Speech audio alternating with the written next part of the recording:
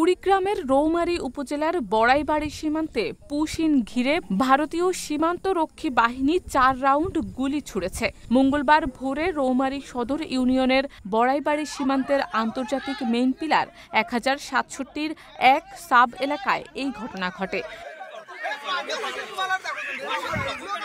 স্থানীয় সূত্র ও border guard Bangladesh জানায়, ভারতের আসাম রাজ্যের মানকাচর থানার কাকরিপাড়া বিএসএফ ক্যাম্প থেকে অন্তত ১৪ জন নারী পুরুষকে পুশিন করে বাংলাদেশের সীমানায় ঢুকিয়ে দেয় বিএসএফ।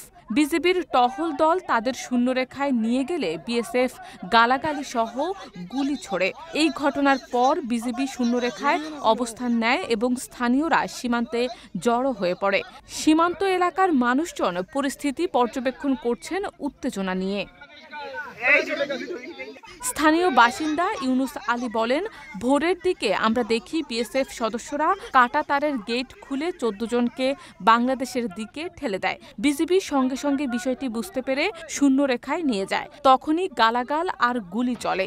এদিকে পুশিন ব্যর্থ হওয়ার পর বিএসএফ সদস্যরা সীমান্ত এলাকার এক কৃষকের ৬টি গরু নিয়ে যায় বলে অভিযোগ উঠেছে। ভারতের নাগরিক, তারা স্থায়ীভাবে আসামের বাসিন্দা, ৫ জন মহিলা মানুষ আছে এবং বাকিগুলো এবং বয়স্ক এবং ইয়ং মানুষ সহ তাদেরকে রাত্রে অবৈধভাবে পুশিং করে।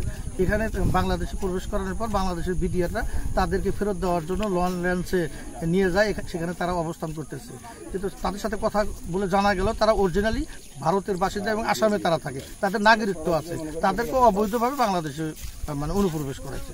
বর্তমানে বড়াইবাড়ি সীমান্তে উভয় পক্ষের টহল ও প্রস্তুতি বৃদ্ধি পেয়েছে। স্থানীয় জনগণের মধ্যে আতঙ্ক বিরাজ করছে। বিজিবি জানিয়েছে পরিস্থিতি নিয়ন্ত্রণে আছে এবং উচ্চ পর্যায়ে বিষয়টি জানানো হয়েছে। শারমিন নিশু, ঢাকা পোস্ট।